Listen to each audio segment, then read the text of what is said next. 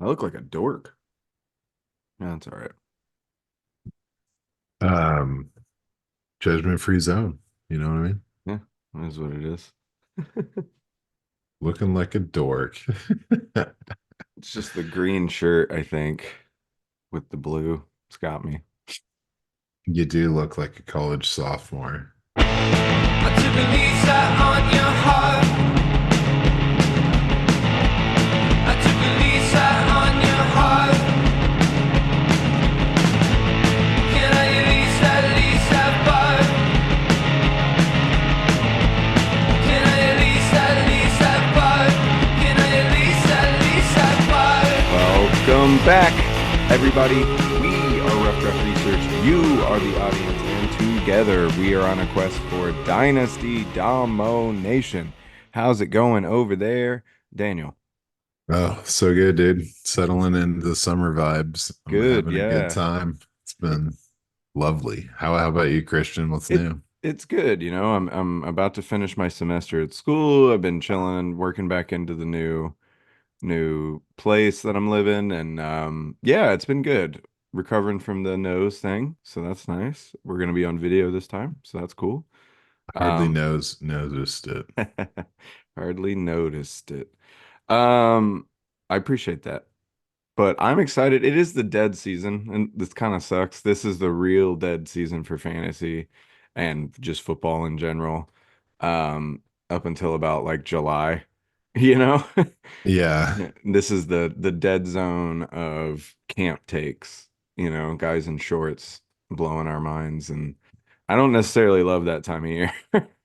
No, no, no. There's not a lot of substantial Mm-mm. information coming in or like credible. It's all billboard kind Mm-hmm. of BS. But So, we all want it so bad that we make it seem substantial.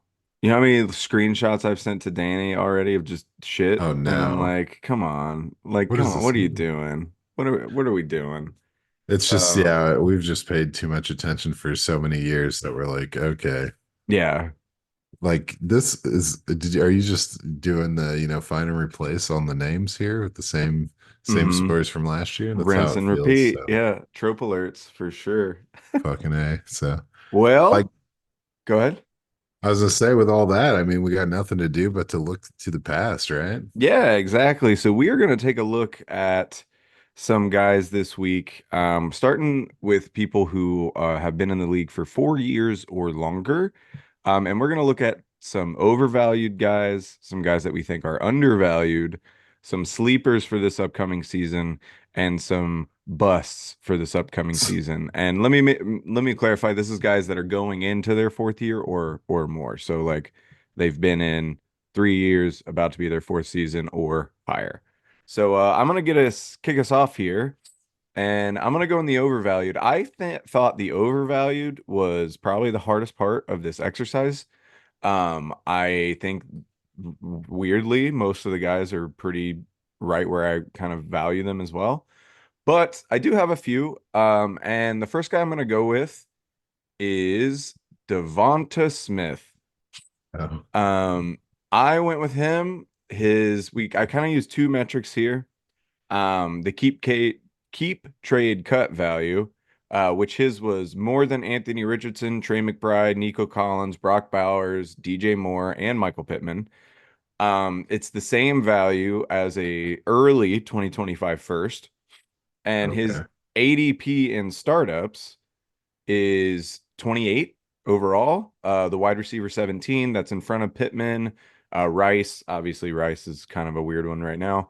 Mm. Flowers, Tank Dell, T. Higgins, George Pickens, JSN, and Jordan Addison. So, and this is going to be a hot take off the top. He's been good. It's not like he's been a bad player. He's been top 30 every year. He was ninth in 2022. He was 19th last year. But here's my thing. The Eagles are bringing in Saquon Barkley. AJ Brown is still there. I just feel like there's going to be less work for Smith this year. I feel like he's likely going to be closer to the 30s, like he was his rookie year in 29th, than his height in the 2022 season. I don't see him topping 1,200 yards, 95 catches, and 77 touchdowns this year. I just think the Eagles are pivoting to this different style of offense, And they're going to rely on Saquon more. They paid him all that money. They're going to run with Jalen Hurts still. I just feel like there's going to be less room to go around. I feel like that 2020 season was the best we're ever going to see that Eagles offense in terms of passing. Like they're still a good team. Maybe they'll win the Super Bowl. But I feel like that was the best fantasy version of that offense.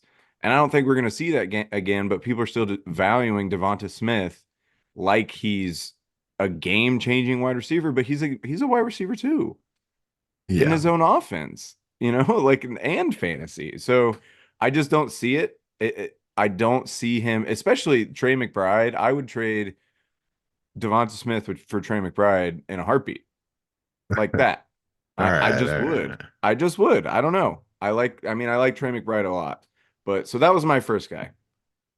Okay. Well, yeah, I like Trey McBride a lot too. I don't know. I was with you Okay. until we got to that point. I've felt this way about Devonta Smith the whole time, but that's okay. And it kind of segues decently into my first overvalued guy. But I have to say I agree, and it's actually refreshing to hear you say that. But my guy is, you said it a few times in there. I'm going with Michael Pittman. Oh, Yeah, I know. okay. No one's gonna like to hear this, but it's kind of a similar parallel to what you're saying that Jalen Hurts is gonna Mm, run, and obviously they've got Saquon Barkley in the house. And when you look at Anthony Richardson and you got Jonathan Taylor, like you mm, kind of like this team has an identity. Obviously, there's going to be plenty of room for Michael Pittman. He's been in a similar, pretty much situation this whole time. Um, but in the two games that he played full time with Anthony Richardson under center, it didn't look good. It was only 433 yards passing for him, for Anthony Richardson in those mm, 2 weeks. It was 200 and then 233 in the other one. And so I don't think that that is a huge sample size, right? Only two games. It was week 1 and week 4. yeah. But it didn't really add up for me to get too excited. Week 1, plenty of targets going to Pittman, but then in that week 4 game, he only got 5 targets, only one catch, and it was kind Mm, of like, oh shit, Richardson kind of took over in that game and had himself a really nice game. But if we're looking at that as what that offense's identity is going to be, then I'm a little scared to get too deep on Pittman personally. mm, But I don't know. I've got the AD Mitchell ad in there and then the Josh Downs situation. It just feels like there's enough mouths to feed that Pittman might just he's gonna possibly slide down. Last year he finished as the wide receiver 13, and I kind of feel like that's his peak. He's going off in the startup drafts right there at 15, mm, and I just think that he's a little overvalued. I still believe in the player a lot, mm, like big fan, but that doesn't seem like it's going to pan out. It look like this offense seems to me more like it's going to go the way of like the Ravens pass catchers, where mm. there's just not going to be enough volume. The high profile opportunities aren't going to be going to Pittman, not in this situation. So maybe I'm crazy. Yeah, he's going off what, wide receiver 34 or wide receiver 18 on the keep trade cut. So Mhm. I just think he slides a little bit. I think that's kind of his peak, and it's already come and gone. He's going to settle into the wide receiver 2 range, in my opinion. I could definitely see that. I'm with you there. My argument to Pittman over like a Smith or something is that at least he's the number one option for it. Like he would play, in theory, Shane Steichen coming over from the Eagles. He's in theory going to play the AJ Brown role, which would lead to more targets. But I hear you because, yeah, I mean, like in the games where Richardson really took over and was showing off his ability, it was about him. And Jonathan Taylor needs to get up and running. They're going to do that, especially after paying him now. So you're right. Like there's very, very much a chance. And that feels about right where he should be, like the early 20s or like late teens, something like that, which does make sense. So I agree. I could see him being a smidge overvalued. I, I am just such a big Anthony Richards stan that like it's hard for me to keep a lid on it. So I'm all over Pittman, but I'm probably my expectations are a little too high. So Yeah, it makes a lot of sense. I'm gonna keep it in the wide receiver room, and this is gonna Okay. sound like a repeat for friends and listeners. Uh-oh. I'm striking up an old rivalry, and I'm coming after T. Higgins again.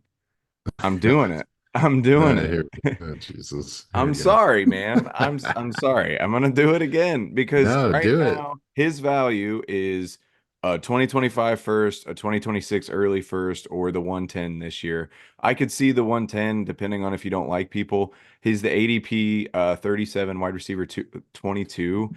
I would rather have Tank Dell, Jordan Addison, Devontae Adams on a competing team, George Pickens, JSN, Stephon Diggs on a competing team, Mike Evans on a competing team, Amari Cooper on a competing team, and I think Jaden Reed would be a toss-up to me for T. Higgins. Now, look, I don't he T. Higgins was the wide receiver 42 in points per game last year.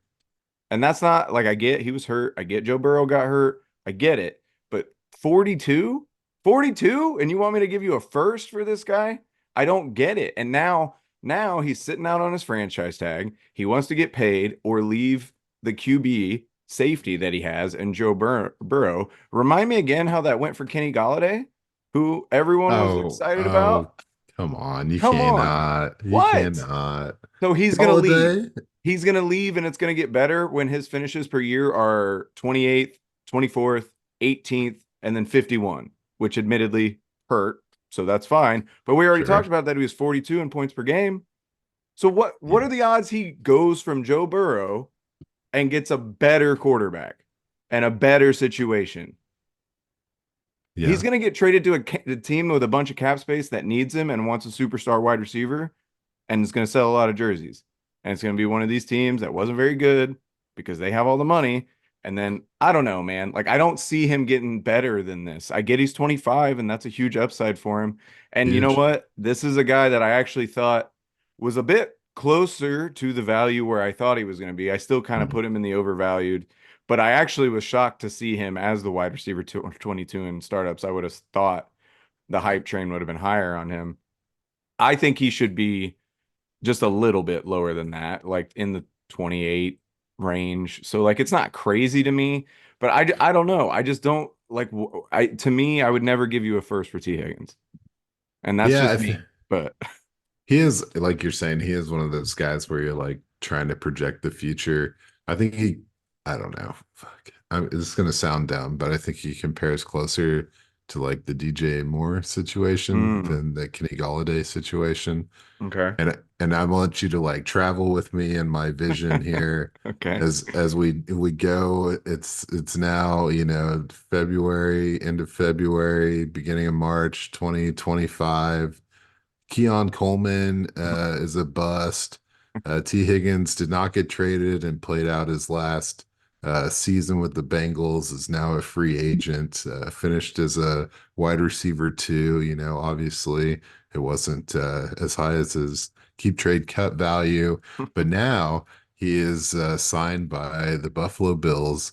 And Hmm. he's going into that offense to be a true alpha, no Jamar Hmm. Chase to mess with. He gets a quarterback, because I feel like a guy like this isn't going to go to a crappy team. Like if he hits free agency, he's going to want to push it. He's going to want to compete. He's going to want to be the alpha in a pretty decent offense. And Mm. who doesn't?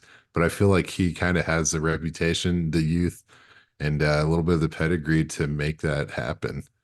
Yeah, So but can't they tag him and trade him again? yeah, They can well, tag him sure, again.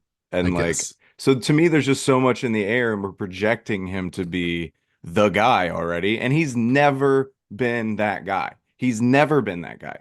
The best he's ever been is at the 18th overall wide receiver, which is good, but It's pretty not good. this. I mean, it's good, but Michael Pittman was just 13th, and we want to bury him. I Well, don't that's know. true. That's true. All right, I'll give you that. I still like T. Higgins a lot, and I I do. know. It's me. It's me against the world with T Higgins. I understand that, and he's gonna make me look stupid again this year when he inevitably drops another 25-point game and a 30-point game after that. But then he'll drop Yeah, like a 2 and a 3. So as is the T Higgins way.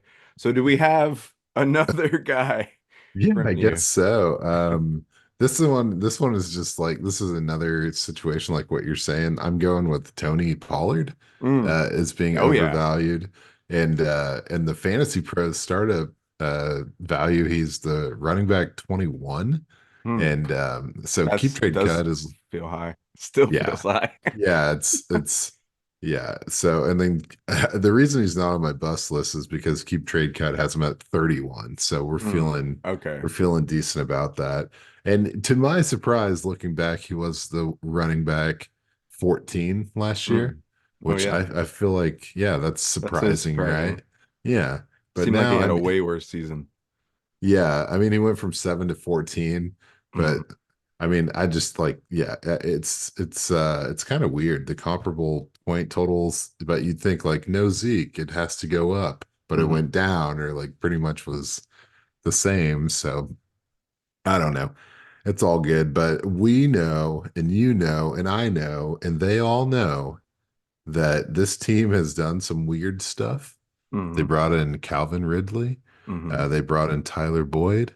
Hmm. Um, they're really getting heated in the passing game, ready to go full Levis, as we call Hmm. it, go in California, full Levi's. Hmm. And the real problem though is Tajay Spears is on this team, Yeah. and yeah, like all the guy did was completely kick all the ass last year. Hmm. I don't have to tell you that he was averaging 4.5 yards per carry, and Hmm. I don't know if Tony Pollard's ever really done that.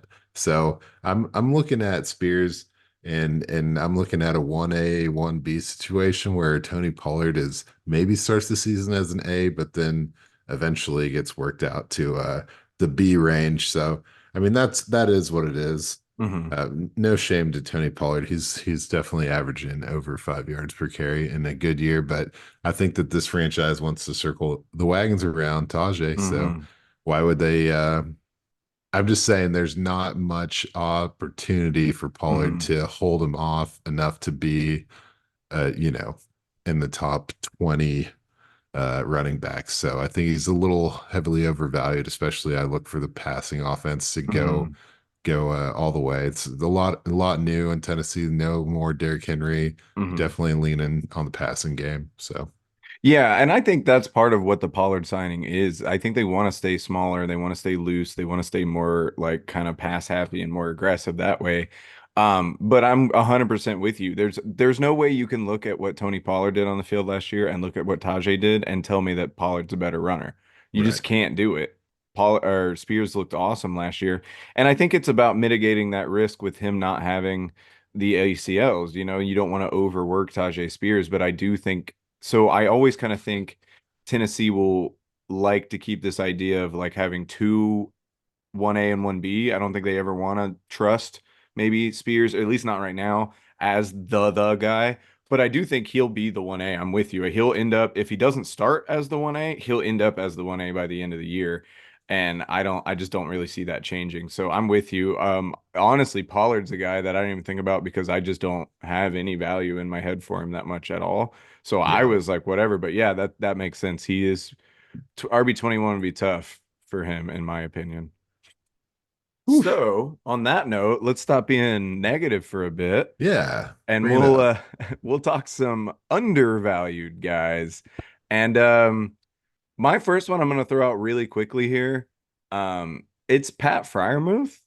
It just real quick. Tight end 16 and in startup drafts right now, a creep trade cut value that's less than Chase Brown, Khalil Shakir, James Conner. That's kind of fair on the Conner thing if you need an RB. Jerry Judy and Bryce Young. He's still only 25.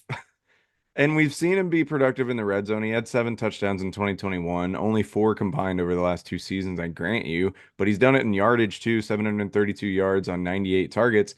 But to me, his downfall was literally just that nobody was feasting in the Pittsburgh offense because they've just been such an inept offense lately. If they get even their quarterback room is better than it has been over the last few years. I know I was a Kenny Pickett guy, that didn't work out.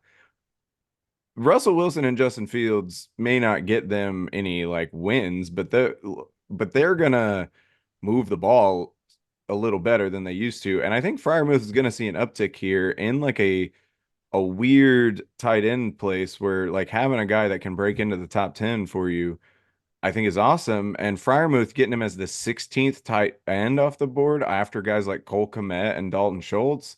Like, I think that's pretty good value. Yeah, he's on my Oh, okay. undervalued list, dude. Okay. So I'm with you, man. Like you're saying, like due to injury, right, and general lack of Yeah. involvement, under Hmm. 50 targets last year. First time in his career he's been that low. He had 98 at one Hmm. point there. And like you're saying, not really the hottest offense. There's only three teams with fewer passing attempts last year than Hmm. Pittsburgh.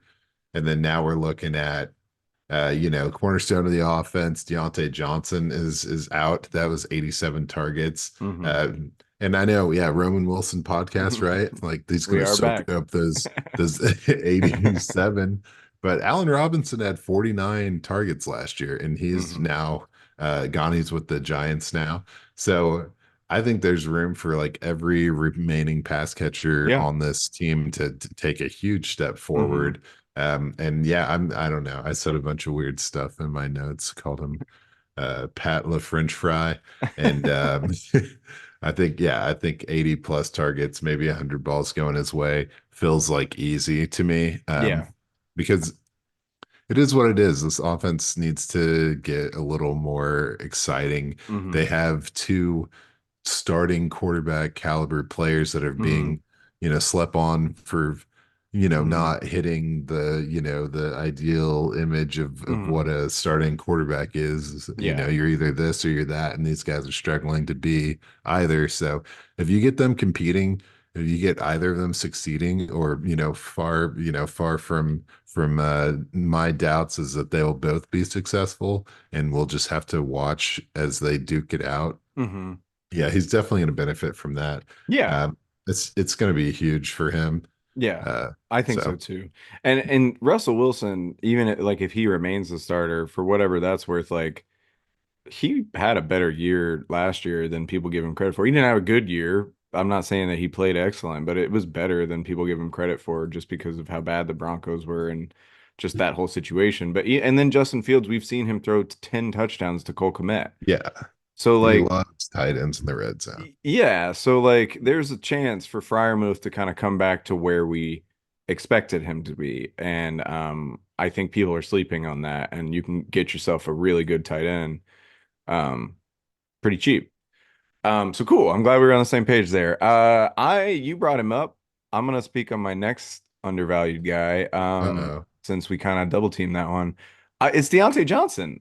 So to me, ADP 75 in startups, wide receiver 37. That's after guys like Brian Thomas Jr., Xavier Worthy, Debo Samuel. And I get, rookie fever. I get it. Keep trade cut value of a second in next year. Blake Mhm. Corum, Jalen Warren, Najee Harris, guys like that. Like I, I think people forgot what Bryce Young did with Adam Thielen over the first 6 weeks of the season. Adam Thielen had 59 targets over the first 6 weeks of the season. And to me, Deontay Johnson's just sliding right into that role because Adam Thielen's going to be 34 this year. He slowed over the second half of the season, but Adam Thielen still led the team with 137 targets, guys. And Deontay Johnson is better than Adam Thielen. Maybe not at their peaks or whatever. Adam Thielen's an underrated player, but right now, 34-year-old Adam Thielen is not going to be doing it for this offense. It's part of the reason the Panthers were so bad last year is that they had to rely on 33-year-old Adam Thielen. So to me, Deontay Johnson is going to come in and be relied on for that exact role and to carry that room early on because they're bringing in Xavier Legette, who is a project guy that they need to kind of develop. Jonathan Migo is still there, but that didn't go super well. And at 34-year-old Adam Thielen. So to me, Deontay is going to be the number one target there, at least presumably the entire year, but at least the first 8 weeks of the season. And then you bring in Dave Canales as the new coach of the Carolina Panthers. He's the guy credited for helping Geno Smith resurgence, Baker Mayfield's resurgence in Tampa. Both those over the past 2 years. Are we going to see a similar uptick for Bryce Young? There were moments where Bryce Young looked like who he was advertised to be, the distribution of the ball, the accuracy, but now I think he has a better version of what he had and a better just overall offense, a lot more juice with Brooks and Leggett and Jatavion Sanders, like maybe all these players don't work out, but there's a lot more speed and a lot more juice in Carolina that the defenses are going to have to worry about. Yeah, I mean, even him, even Adam Thielen, like it's kind of crazy. These guys are being heavily slept on, Hmm. and I mean, they brought him in for a reason. He's gonna make things easier um for Young in the way that he did for whatever they were doing in Pittsburgh this past couple of years at the QB position. So I'm with you. I agree. I agree completely. So I was trying to reboot You're okay. an honorable mention since we tied on the Fryermuth deal, but anyway, I will go into a guy that I definitely circled as overvalued and was hoping to have a nice, easy chip in on that category, who ended up, in my opinion, to be a little bit undervalued. Hmm. And yeah, and no one's gonna love to hear this. I can tell you now, but I'm saying it. I'm going with Austin Eckler, dude. Oh yeah. Okay. Oh yeah. Let's I hear it. mean, so okay, so for startup value, which is this is where it gets weird, right? The startup value on the Fantasy Pros, they have them at RB 34, and Woof. then Keep Trade Cut has them at RB 43. Mm. Like 43. Come on, guys.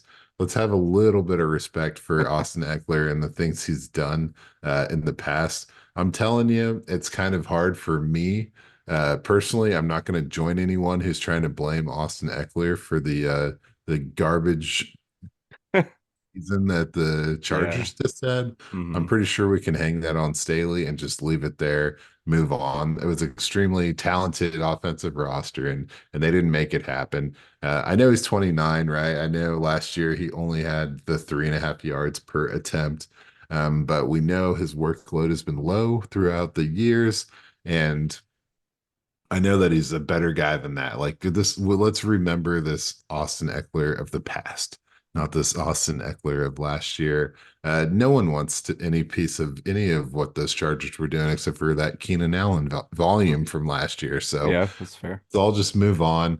He goes to the Commanders team, and you got to imagine a team that's going to pick him up. They're not going to use him in the shitty way that he was being used last year. They're going to use him as the secret sauce method that he's always been known for. You know, he's got plenty of goal line reprieve with Robinson there, so they make a really healthy duo, a 1-2.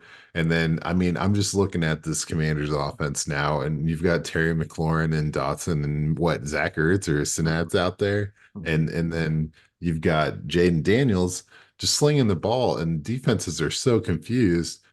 You know, where's it going to go? What's going to happen? All of a sudden, the Commanders mean something, and then you've got like home run Eckler just sliding in there, just under the radar, making extremely powerful, pop up plays and I think he's going to be surprisingly effective in that kind of secret weapon type role. So I'm excited for him to be the comeback player of the year Oh 2024 damn. season. So I hope everyone else is ready for that as well.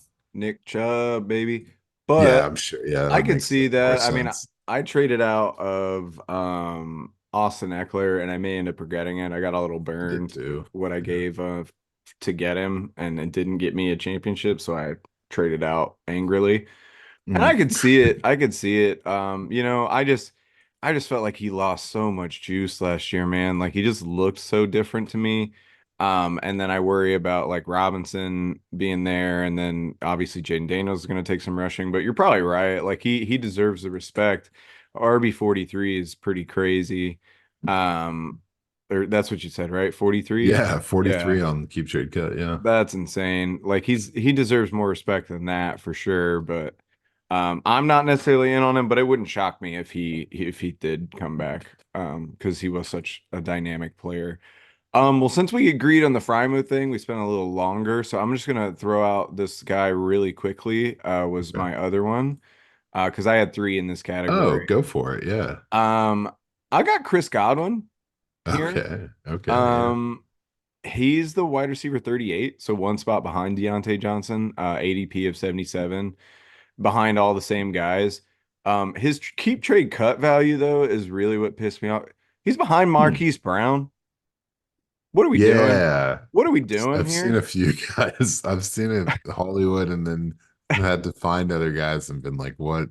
What are we doing Yeah, here? Like I I'm get it. with you He's there. gonna get the Chiefs bump, but also he's behind Zamir White, Oh Adonai no. Mitchell, like Christian Watson, Xavier Legette. Like I get again rookie hype and Christian No. Watson when he plays is a beast, but when he can play, um, Chris Godwin though has been so consistent that like I feel like let's not sleep on a guy who was 29th in his worst healthy season over the last 6 years. That was his absolute worst. And that was last season, I grant you. But like he's had three straight seasons of 1,000 yards and over 80 catches. He's all his what's hurt him is his touchdown numbers, but now he's moving back primarily to the slot, which is kind of weird because why'd they draft Jalen McMillan then? Because that's exactly where he needs to play. Maybe they want him to sit a year or whatever. But I think that could help his touchdown numbers out a little bit. He's getting abysmal touchdown numbers like 2 and 3 over the last couple of years, where he's used to getting like 7 to 10. And that's all he needs to get back right back up around where he was, which is not necessarily a game changer or whatever. He had that one at crazy season where he's like wide receiver 6 or something. But like he is a guy that I think can really contribute to your roster, and I think he's just kind of getting ignored. And I don't really understand it. So I had him as well. Yeah, I feel that. I mean, he's always been that guy since he had that. Hmm. I mean, he had that insane year, and then Yeah. he's just Mike Evans just keeps rolling, and Hmm. and as a guy who I watch a lot of Tampa Bay games, Hmm. you know, my buddy's a big fan, and I'm you know Mike Evans has got to be Hmm. my favorite NFL player for sure. Hmm. So I'm always cheering for Evans, but like Godwin's amazing, and Hmm.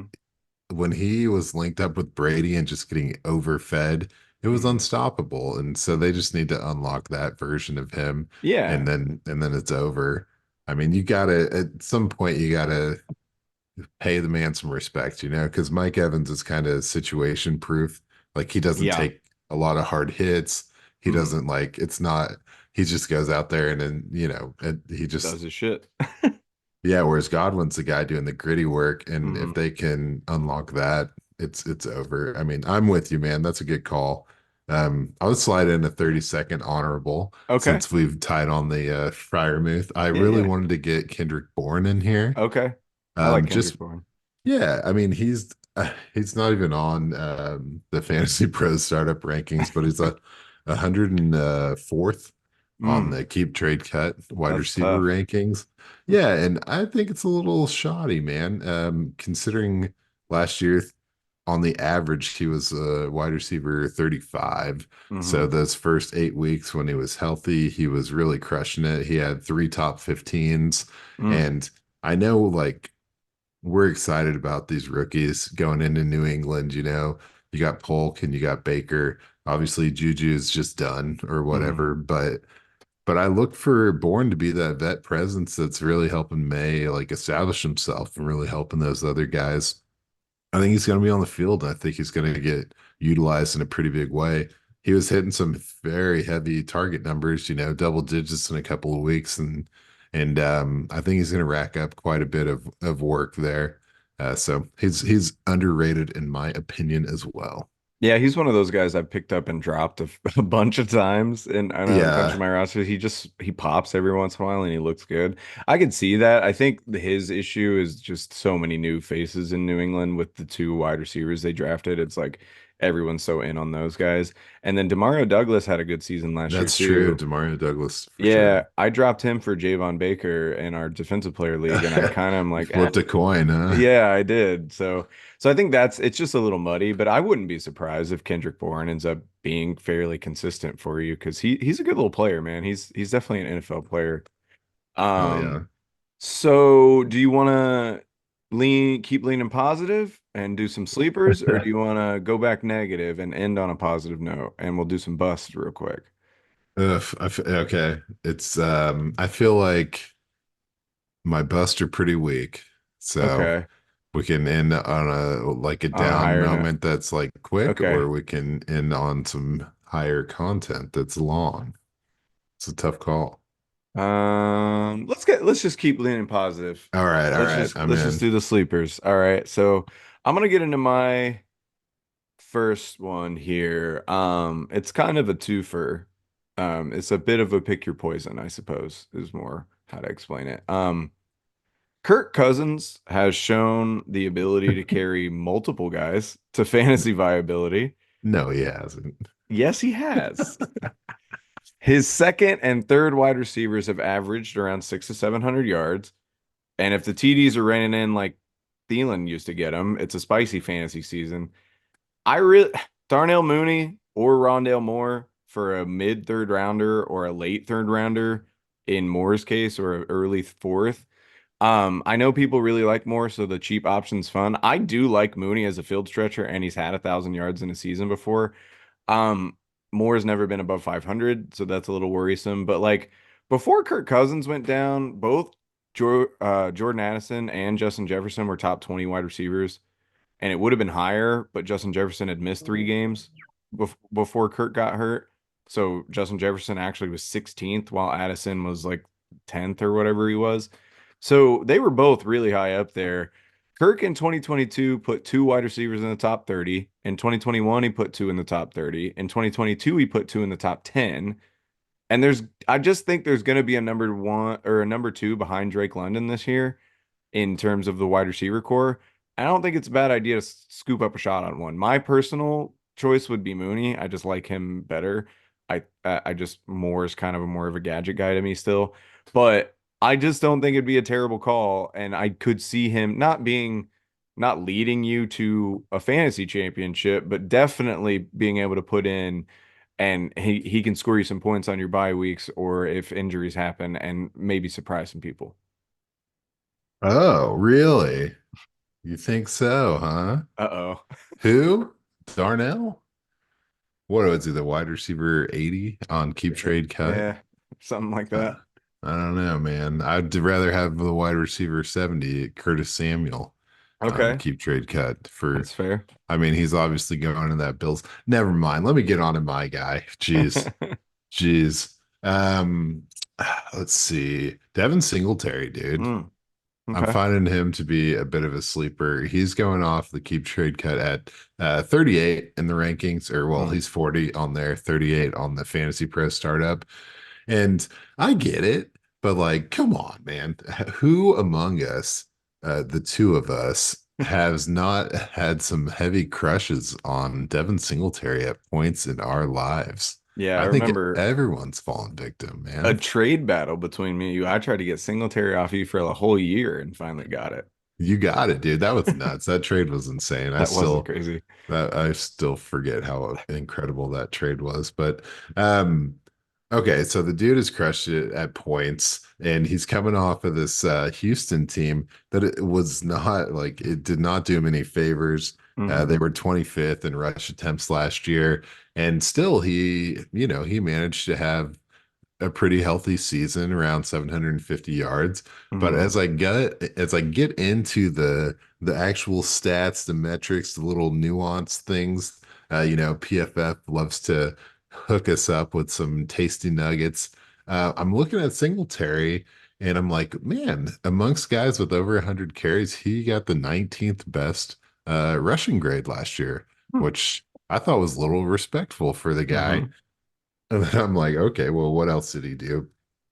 Ties with Jalen Warren and other players as the 11th highest on the carries of 10 yards or more. Hmm. And I'm like, okay, well, Jalen Warren, we all pretty excited Hmm. about that guy. Yeah. That's weird. That's good company. Little did I know that design rush attempts over 15 yards, he was tied at sixth with Ooh. such players as Devon A. Chain. Mm. Like, come on now. So, what else happened? Okay, well, let's see. He's reunited with now head coach, the OC of the Bills when he was drafted, in Brian Dable. So, Mm. this guy personally selects a player that he knows from a previous organization to come into New York and replace Saquon Barkley. Mm. Um, I'm pretty sure they're going to be in a hurry to make themselves seem pretty slick on this Saquon Singletary swap out. So I Hmm. think that there's going to be an amount of work put this guy's way. I know he's not the king of missed tackles or elusivity, but he has been extremely successful in the role that he held. He hasn't Yeah, ever gotten the volume needed to be, a plus back. And there's not a ton of competition as we're all scrambling for a wide receiver converted to running back out of Purdue in Tyrone Tracy, trying to see what happens in this backfield. I just think that Singletary fair. is a big sleeper in this coming year. Yeah, you've got me hyped up on it. That does make a lot of sense. Yeah, I mean, Singletary could very well be the starter there, but like for this whole year, like you're saying, The entire year. yeah, Yeah. like 100%. And maybe he doesn't have the upside of any of the other starting running backs, but if he's solid, like that could be sneaky value for you for sure. And yeah, I like that a lot. I think that's a really good one. Um, let's head down south, shall we? Okay. Where You got it. where everybody is all excited about a Mr. Brian Thomas Jr. and a Uh-huh. Mr. Gabe Davis going to Hmm. Jacksonville, I and like where this Evan is going. Ingram is all the rage, and that's fair as well. He's been great. He's a polarizing guy He's right now. polarizing for sure, but he's been good. So you gotta give him some flowers. But it seems like everybody's forgotten about Christian Kirk, the guy with proven chemistry with Trevor Lawrence, the guy in 2022 who finished as the wide receiver 11 and who threw 12 games this year before he got hurt was the wide receiver 23. He's now Bada the wide bing. receiver 38 in startups and Oh, 76th hell overall. no. No. No, what are we doing? No. With Trevor Lawrence, he had 133 targets in 2022 and he had 85 through 12 games last year. Like he's not going away, especially when you these early on these new additions. Brian Thomas Jr. is a guy. Some guys were higher on him than me. I thought he needed a little more polish, but like I know you thought he was a little more. But even so, he's still a rookie wide receiver. You can't throw him in right away. Gabe, well, maybe you can. Gabe Davis is just Gabe Davis. That's who he is. He shows up sometimes and disappears sometimes. That's just what we've seen it. I don't think that's changing when he's got Trevor Lawrence. Christian Kirk is going to be the guy that's relied on and shown the ability to produce at a high level. And again, maybe he doesn't have the upside of these other guys, but a guy that you can get as the wide receiver 38 who very easily could finish as the wide receiver 16, that's a sleeper to me. And I don't understand it. Christian Kirk has been awesome. I get the injury thing, but we're already hearing reports out of camp about he's the one with the most chemistry with Trevor Lawrence. Go figure. Right. Of course. I mean, he broke the wide receiver market. One of Yeah. these guys, like, I don't know, man. They need to be sending fruit baskets or something, edible Yeah. arrangements to Christian Kirk because every wide receiver that's been signed since him can personally thank him for at least $4 million a year, Yeah. period. So yeah, of course, man. Christian Kirk, been a fan, still a fan. Hmm. Agree with you 100%. We know if Gabe Davis is on it, that means he's gonna, score 8 touchdowns on Hmm. 42 catches. So Hmm. good job, man. Like Yeah. that's great. Like that's what you need to do to be successful. But the rest of us are looking for something a little more substantial. And Christian Kirk's guaranteed to be that guy. He's got amazing chemistry Yeah. with Lawrence and a bunch of fresh faces coming in, not gonna really knock him down. So I think I'm so with too. you, dude. I like that. Okay, Yeah. I'm gonna make you guess who I'm talking about. This is gonna be Okay. it's gonna be weird for you. It's gonna be weird for me. It's gonna be weird for everybody. But okay, this is a wide receiver, and he plays on a team that in 2022 was 31st in passing attempts, Mm. and in 2023 they improved slightly. They have a new quarterback that led the fourth highest pass rate offense last year. This team last year had two tight ends combined for 160 targets, while the number two wide receiver only got 30 targets, and the number three wide receiver got 28 targets. Goodness. Yes. So this player has had only 61 targets the last 2 years, but had several more than that the previous year. I know. So this team only threw 4 touchdowns to the wide receiver position last year, and two of them, half of them, went to Scotty Miller. That should have been a giveaway, but Scotty, I don't know where Scotty Miller plays now. Yeah, He well, was all in right. Tampa. Now where'd he go? This team has been looking for wide receiver depth for many, many years. Hmm. Um, the last time they had a wide receiver two that had any abilities was when Julio Jones and Calvin Ridley Hmm. shared the same Oh, so he's in jersey. Atlanta. Okay. Yes, it's Mooney, dudes. Okay. All I right. I didn't want should have yeah, nailed that. I didn't want to follow your Mooney up with the Mooney again, but I think this is easy money spelled with two O's is what Ooh, I'm saying on there this you go. one. I mean, it's crazy. Johnny Smith had 70 targets last year. He's That's gone. insane. Yeah, Yeah. that's what threw me. I was like, who the fuck was that? And who are the two tight ends? Who had two tight end schemes? Forgot about Atlanta. Oh Forgot about yeah. Atlanta. And So forgot Scotty Miller played there. Anyway, yeah, so sorry. London had two, Scotty Miller had two. Wow. No other. Yeah. I Yeah. should have got that. That was really good. You set that up well. I whiffed on that. That was good. I try to be sneaky with you, but yeah, they haven't had a good depth at wide receiver, right, since Julio and Ridley. It's like No, they haven't. it's kind of crazy to me. And yeah, those the wide receiver two and the wide receiver three with 30 and 28 targets, that was Mhm. Mac Hollins and Van Jefferson last Goodness year. gracious. So, and then yeah, Kirk Cousins, fourth in attempts with Minnesota. And then you got Hmm. Penix. We all know what he can do for a passing game. So yeah, it's like I said, easy money, two O's, Hmm. no big deal. Um, but yeah, I I'm do glad we are on the really, same page there. yeah, we've hit some good ones. Yeah. I do really like Curtis Samuel though, and Mm. Yeah.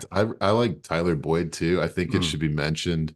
I know he seems like a true veteran. He is only 6 weeks older than Calvin Ridley. Wow. So Hmm. yeah, those two guys are both 29 Mm. and occupy a very similar age range. I think that the success that he has can be it's going to be underrated for sure. So just a Nice. couple of Okay. extra wide Couple receiver throw sleepers out. in there. Yeah, Yeah, nice. I like everyone needs the those. flex players. Yeah, for sure. Especially the deeper and deeper these leagues get Yeah, with the roster structures.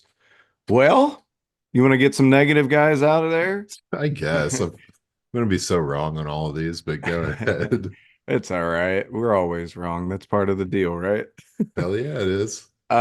So this one's gonna hurt. Because when I was Ah, looking at busts for guys around like the 4 year category, there were some really RDR eccentric names in ah, that I saw, and we've been doing this long enough now that we can finally say some of our guys that we were in on are definitely busts. And I'm not getting sucked in again, and you shouldn't do it either. uh-oh. Rashad Bateman is not going to come out this year and be fucking awesome. I'm sorry. He's not. He's just not going to do it. And we're already seeing buzz. I just saw today Todd Monken saying he's seen an elite leap in Rashad Bateman this year and expects him to get more targets. And everybody's already in on him. And we're talking about a guy whose best PPR finish is 69th with Oof, oof. 46 receptions, Uh, 512 or 515 yards and two touchdowns.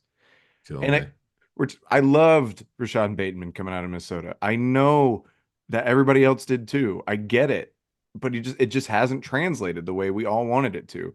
And we're gonna hype up. We hyped up the new fucking Ravens passing scheme all offseason. All offseason. They Oh were yeah, dude. 30th in attempts last year. 30th in passing Mm, attempts. They did much better in scoring. They were 12th in passing touchdowns, but Rashad let's all Bateman didn't say even see any of flowers. that. Yeah. So it didn't help. And so to me, There is Todd only Monken, dude. room, Todd Monken, dude. There's only room for one viable fantasy wide receiver in Baltimore, and my money is on Zay Flowers. And I don't even think that he is a wide receiver one fantasy guy. He's more likely a wide receiver two, but that's the guy that I'm going to put my money on getting the most out of the passing game for the Ravens. I still think he fits the best with the style of play of Lamar Jackson, his ability to move around. And I don't see Rashad Bateman. I'd love to see it. I hope I'm wrong. But Jaron Harbaugh's average pass attempts since getting Lamar Jackson are 25th. I just Ouch. there's not room for it. And Zay is that guy. I thought Zay proved that he was that guy last year. He looked really good when he was on the field, and I expect him to get better. Again, his ceiling is what it is. He's a smaller guy on a non-passing offense. But to me, getting excited about Rashad Bateman again, you were just setting yourself up for disappointment. Yeah, I'm not taking the bait on that. I've switched my golden gopher love to Tyler Newbin, dude. Tyler Newman, So the new I'm gopher. upgrading. The golden ghosts live on, just Yep. with a more reliable name Mhm. behind it. So yeah, of course, dude. Bateman, like, yeah, wide receiver one every May. Love Yep. it. Love it. Never gonna see it on the field. Um, okay, well, I'm going with the running back. I'm Mm. going with Joe Mixon. Oh, okay. I Yeah, could which see this. feels weird to say it out loud. Yeah, he is going off at the running back 18 or 20, like right there in Mhm. the 18 to 20 range.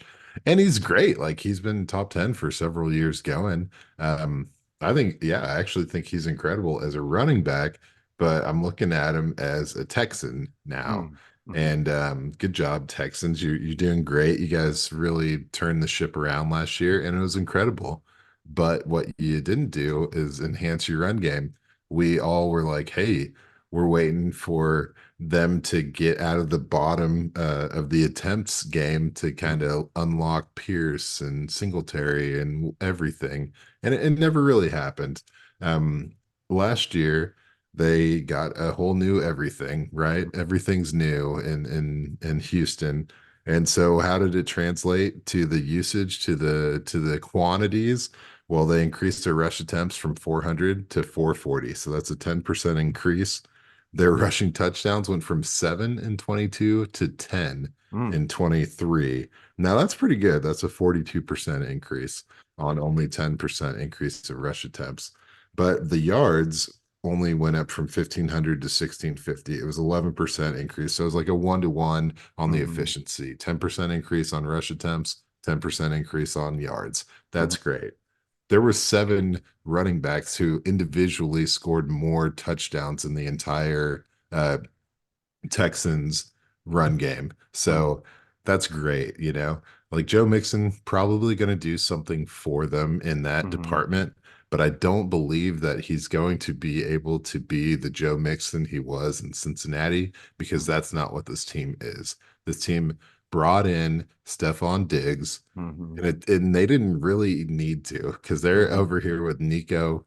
You know, they got Tank Tank Dell. Dell and they got some nobody names just fucking scorching America. It was insane Mhm. because I gave you all the efficiency increases for their running. I'm going to give you for what they did last year in the passing. Between 2022 and 2023, they only increased their pass attempts by 13, Mhm. 2% increase up to 592. Their touchdowns went from 20 to 27. That's a 35% increase. And their yards went from 3,350 to just about 4,200. So that's a 24% increase in Wow. yardage with only 2% attempts increase. So the efficiency of that passing game is unreal. And Mhm. they would be ignorant to bring in Stephon Diggs and say, no, Joe Mixon's here, Yeah, guys. Let's go ahead that's and fair. feed him 300 carries or whatever. It's Mhm. not going to happen. So, I mean, I like Mixon. I really do. But I don't think RB 18, I don't think anyone in a Texans uniform is going to do that for a long time, as long as Mhm. Stroud's doing what he's doing. So I'm putting him in the bust zone. Okay, I like that. Yeah, I think it makes a lot of sense, and yeah, they are going to be super pass happy. But Joe Mixon is one of those guys that carries a lot of name value. and has been getting a lot of buzz. So I think you're right. I think he's going to have good games, but he probably won't be great for you overall. And yeah, 18 seems a bit high Yeah. for where I think he'll land. So yeah, I like that one a lot. You said yours weren't good. All that percentage increase. Jeez, man, knocking it out of the park. I'm A gonna lot of stay. time. But I'm gonna stay in the RB room. And I am sad to announce that it's it's time to be out on Javonte Williams. It just yeah, is. He got, I think the third year is the make it or break it year for most guys. He got a little extension, so his make it or break it year is this year. I think there's still a chance, maybe, maybe just because I love him. But the Broncos overhauled the RB room this offseason. They didn't get super expensive with it, so that's kind of good. But they bring in Estime in the fifth. They bring in Blake Watson, undrafted, who's already getting tons and tons of buzz, which obviously try to ignore the buzz, but he's in there. There's like six running backs in that room. So it just seems like Sean Payton isn't really happy. Trade slash cut rumors are already starting to swirl around Javonte Williams. Um, bring it and on. and Bring it remember, on. Javonte Williams was not somebody that Sean Payton brought in. And you know that Sean Payton is very particular about how he wants to do. And in 16 games last season, Javonte Williams ended as the RB 29. He played. It's not like he didn't play. Um, he had less than 4 yards per carry and not much to speak of through the air, which is something that we loved about Javonte Williams coming out of North Carolina, is that he was a dual threat guy in this perfect NFL for a dual threat guy to excel. And he's not really ever been that guy in the passing game like we wanted him to be. And it's not like he didn't dominate all the other running backs in touches, too. He had 264 touches between his attempts and his catches. The next closest was McLaughlin with 107. But McLaughlin was more efficient. He had 5.4 yards per carry compared to Javante's 3.5. He had more yards per catch, but it was like 5.2 to 4.9. So it wasn't crazy, but still, like McLaughlin was the more efficient guy and he saw way less time. I'd love to see Javante get traded. Maybe Dallas makes that move and sends a fourth over to Denver and grabs Javante, or a fifth. I think that would get me back in on Javante. uh, Absolutely, but if he stays in Denver, he's falling into an RBBC, a running back by committee, that's absolutely going to crater his value, which is already less than ideal for a guy that we had as the arguably the top running back when he came out with Najee. And it's sad because I'm such a running back guy and I loved Javante, and I'm gonna call it. I got out of my share last year of him, and I've toyed with the idea of trading back, but I can never get the value right because I don't see it. Yeah, no, I agree with you, dude. I agree with you. I actually have the entire Broncos offense Okay. as my bust. Yeah, that's Uh fair. Javante leading the way for all the reasons you said, but like I'm seeing like, yeah, they're definitely gonna get Alvin Kamara in a Hmm. Broncos uniform this At some offseason, point, right? yeah. Like that's you trade you trade Javante to whoever, Vegas Mhm. or the Giants or the Cowboys Cowboys. for Mhm. sure. Um, Probably other teams that could use them just as badly, but yeah, and then you get Kamara up there and you're Mhm. ready to roll. Is Samaje P. Ryan still on this team? What are we doing? Yeah. Everybody, Yeah. anybody, somebody, somebody. But Cortland Sutton to me, Mm. wide receiver 61, which like I that feels actually a lot lower than I expected. Yeah. But I still don't see I don't see it. I think it's been iffy. I think it's been kind of feels like the time where it's just going to implode and Mm. then they'll just sweep it under the rug and do like a full rebuild and Yeah. whatever. They'll get a first round wide receiver next year Hmm. and we'll just move on. But yeah, the whole offense, I think the only people to be excited about on this team are the rookies Hmm. for some reason because the rest of these guys have had a chance and what Sean Payton's doing is like he's not one of those guys where it's like hey, buddy, you better get out there and win. Otherwise, Hmm. we're kicking you to the curb. Like he's going to do things his own way. Hmm. I don't think he cares. Like that O line's good. The defense is good. Hmm. All he needs to do is grind out, survive, beat the Chiefs once a year. They beat the Hmm. Chiefs last year. That was wild. Uh, so all they got to do is stay semi-competitive. I mean, what they're second, or did they get end up third in this division? The Raiders were sneaky good last year, but Yeah. I think that they're just going to let this offensive year just be less than sexy, get rid of Hmm. some of that Wilson money and come back stronger in 2025. So I'm looking for all my Bronco players to just take a deuce this year. Yeah, I don't think that's a bad call there. I could see them being fairly bad. Quarterback that we're not necessarily super in on in terms of the NFL, and then yeah, just not a lot of juice there. So yeah, I'm with you. It's funny that we well we hit three, like almost Three. one in each category, That's basically. pretty, yeah. That's pretty good. That's pretty good. So yeah, we're gonna continue this little setup for the next few weeks here, where we're gonna hit you with the overvalued, undervalued, busts and sleepers. But next week it's gonna be third year players exclusively. And then the week after that, we're gonna do some second year players, and then the week after that, I think we're gonna do IDP, right? Yeah. Yeah, so we're gonna I'm do some sorry. players. So I'm excited about that. That one's gonna be difficult. If we That's thought going to this was be hard, interesting. Yeah. yeah. So, Whew. but anyway, on that note, we've been Rough Draft Research. You've been the audience, and we'll see you next time. Take care, y'all. I took a lease out